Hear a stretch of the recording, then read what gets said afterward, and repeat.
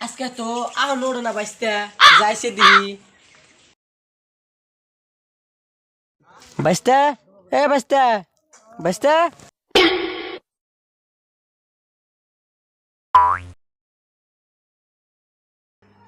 কি হয়েছে দেখো গে আমার চশমাটা গেল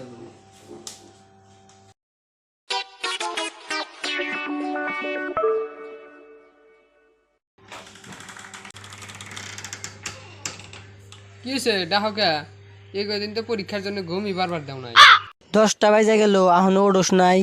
ওই 1 বিঘা খেতে আলমারি শিখগা জানো না